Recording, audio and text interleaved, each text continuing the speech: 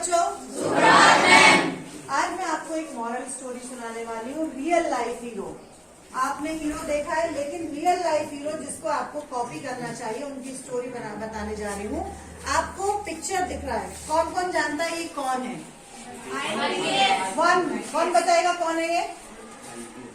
बोलो। आईपीएस कौन? मनोज शर्मा। आईपीएस मनोज शर्मा। क्या आपको इनकी स्टोरी पता है? नहीं पता। आजकल और इनके जीवन के ऊपर एक मूवी बनी है, बार्बी फेल, है ना? ये आप सबके लिए एक मोटिवेशनल स्टोरी है। इनके जीवन से आपको सीखना चाहिए। क्यों सीखना चाहिए? क्योंकि आप लोग जरा सी फेल हुए और हताश हो जाते हैं, है ना? इनका जीवन सबसे बड़ा उदाहरण है कि एक असफल व्यक्ति कैसे सफल बन सकता है। आईपीएस मनोज शर्मा जो है, ये हमारे ही मध्य प्रदेश के मनोज शर्मा की स्टोरी सुनाती हूँ। मनोज शर्मा मध्य प्रदेश के मुरैना के एक छोटे से गांव में थे और उनके बहुत गरीब, जिनके पास खाने को भी नहीं हुआ करता था, क्योंकि इनके पिताजी कृषि विभाग में एक छोटे से कर्मचारी थे। लेकिन उनकी ईमानदारी के कारण उनको क्या कर दिया गया था? सस्पेंड कर दिया गया था। तो उनके पास कोई आर्थिक स्थिति पैसा कमाने के लिए नहीं था। और मुरैना में हम जानते हैं बहुत ज्यादा नकल चलती है ना? तो ये जब पास हुए तो इनके स्कूलों में भी क्या चलती थी? नकल चलती थी। 9वीं 10वीं इन्होंने किस डिवीजन से किया? थर्ड डिवीजन से किया, मतलब एक एवरेज स्टूडेंट को माने जाते थे। 12th में जब पेपर देने गए तो वो पहली साल फेल हो गए। क्यों फेल हो गए? क्योंकि जब पेपर चल रहा था उस समय एक पुलिस अधिकारी निरीक्षण के लिए आ गए। उन्होंने नकल नहीं होने दी तो मनोज शर्मा पहली साल फेल हो गए। अब लेकिन जाते जाते वो जो पुलिस अधिकारी थे, उन्होंने मनोज शर्मा को कहा कि तुम बिना पढ़े, मतलब ऐसी पढ़ाई का कोई मतलब नहीं है कि जिससे आप को कुछ नॉलेज ना हो। तो उन्होंने उनको एक बात कही थी जो उसके दिल पे लग गई। तो नेक्स्ट ईयर मनोज शर्मा ने पढ़ाई करी, बहुत जी जान लगा के पढ़ाई। सारे बच्चे नकल के लिए बैठे थे, उस साल भी वहां नकल हुई, लेकिन उन्होंने पढ़ाई करके पेपर दिया। वो थर्ड डिवीजन से पास हुए, बहुत अच्छे मार्क्स से उस समय पास हुए। सारे बच्चे फर्स्ट डिवीजन हुए, Manoj Sharma third division pass हुए, लेकिन वो अपनी मेहनत से पास हुए। जब उन्होंने देखा कि पुलिस अधिकारी का, जब वो बच्चे ही थे तो उन्होंने देखा पुलिस अधिकारी का बहुत ज्यादा रौब होता है, तो उनको लगा कि पुलिस बनना बहुत बड़ा पद होता है। तो उन्होंने उस समय मन में ठाना कि मैं क्या बनूंगा? एक एसपी, पुलिस वाला। मतलब इससे बड़ा, सबसे पहले तो वो मानते थे कि स्कूल के प्रिंसिपल से बड़ा कुछ नहीं होता है। फिर जब प्रिंसिपल को उन्होंने देखा कि पुलिस अधिकारी आके दबदबा है, तो उन्होंने सोचा मुझे एसपी बनना है। ठीक है। फिर धीरे धीरे, क्योंकि एक समय एक स्थिति हुई कि उन्होंने ईमानदारी से जीना चाहा, तो उनके पिताजी जब चले गए थे तो उन्होंने रिक्शा चलाया। अब रिक्शा चलाया, सवारी अपना घर पालने के लिए, पढ़ते भी थे और रिक्शा भी चलाते थे। जब उन्होंने रिक्शा चलाया तो उनकी गाड़ी एक दिन किसने ले ली? पुलिस ने ले ली। तो वहां पर उनकी हेल्प किसने करी? वही पुलिस अधिकारी जो उनके स्कूल में आए थे ना, वो उनके पास गए, उन्होंने उनसे कहा। तो उस पुलिस अधिकारी ने उस समय उससे कहा था, ईमानदारी से काम करो, कोई भी काम करो ईमानदारी से, तो मैं तुम्हारे साथ हमेशा रहूंगा। तो एक व्यक्ति उनके लिए प्रेरणा बनी कि इनके कहने, उन्होंने उनकी गाड़ी छुड़वाई, वो करी। उस समय से उन्होंने ठान लिया। उसके बाद जैसे ही 12th फेल हुई, उनके पास पैसे नहीं थे, तो उनकी दादी ने कुछ खजाना छुपा रखा था, मतलब पेंशन के पैसे, वो उनको दिए कि जा तू पढ़ने के लिए ग्वालियर। उस समय वो मुरैना से कहाँ आए? कोचिंग के लिए ग्वालियर आए। जैसे ही वो ग्वालियर आए तो वहां देखा जिस कोचिंग में फ्री पढ़ाया जाता था, पहले तो स्टेशन उतरते थे उनका बैग कोई चुरा ले गया। अब वो उस जगह पर उनके पास न एक जोड़ी कपड़ा था, न एक जोड़ी पैसा था। अकेला बच्चा फर्स्ट ईयर के बाद वहां पर पहुंच जाता है। उन्होंने भी ये किया हुआ था। जब वहां गए, कोचिंग बंद, लेकिन उन्होंने हिम्मत नहीं आ रही कि कोचिंग बंद। उसी समय वहां पर उनको एक लड़का मिला, वो भी उस कोचिंग के लिए था, और वो कहाँ जा रहा था? दिल्ली। उसके साथ साथ उनका कहना, मैं आपका सामान उठाऊंगा। उन्होंने बताया कि इस एसपी से ज्यादा भी एक बड़ा अधिकारी होता है, वो होता है कलेक्टर, जिले का कलेक्टर होता है ये सब। तो उन्होंने कहा ठीक है, मैं इसके लिए तैयारी करूंगा। डीएम होता है, एसडीएम होता है, ये और भी बड़ा होता है। जब उन्हें नहीं पता था, नॉलेज की कमी बहुत बड़ी चीज होती है, तो उस व्यक्ति के साथ वो कहाँ चले गए? दिल्ली। अब दिल्ली जैसे शहर में सर्वाइव करना बहुत आसान नहीं होता है ना, कि आप वहां जाके, तो वहां पर उन्होंने क्या करा? पढ़ाई के साथ साथ उन्होंने एक लाइब्रेरी में सफाई का काम किया।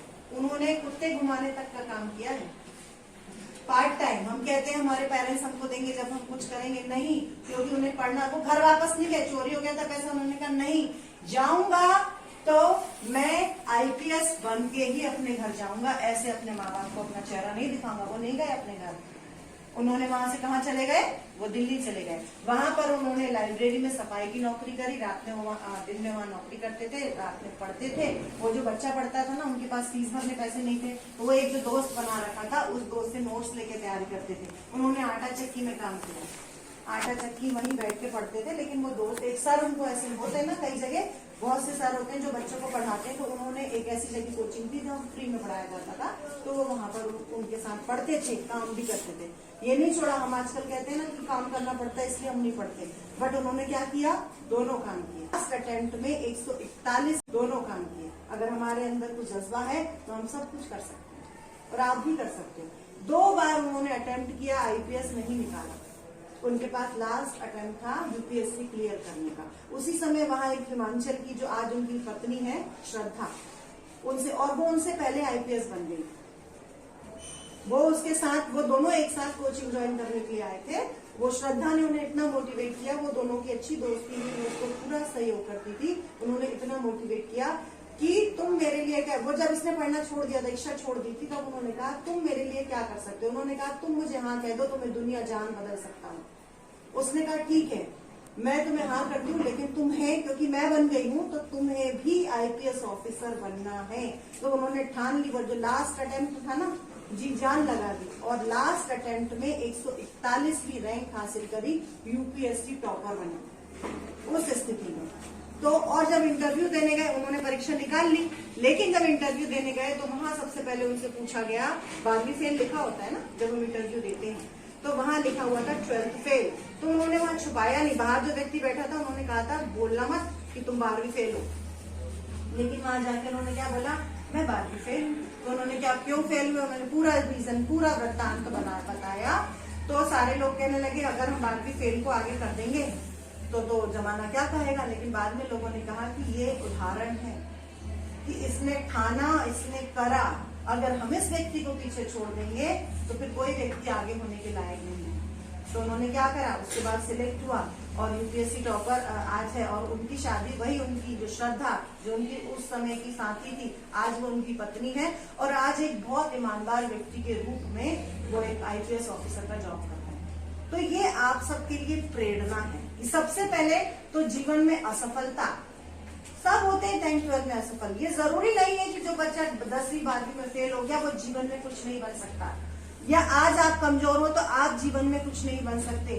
ठान लो क्या नहीं बन सकते हो, अपना लक्ष्य आज निर्धारित करो, आप जीवन में बहुत सफल हो सकते हो।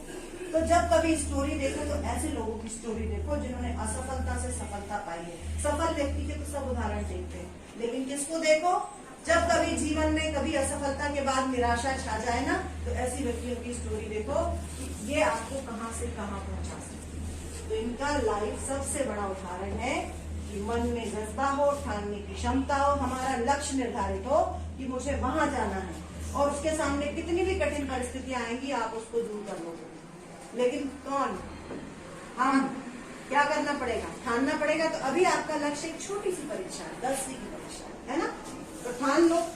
बहुत से बच्चे आज तिमाही 6 महीने पास नहीं हुए, लेकिन उन्हें लगता है मैं नहीं, आज ठान लो ना, मैं 10th पास करके दिखाऊंगा।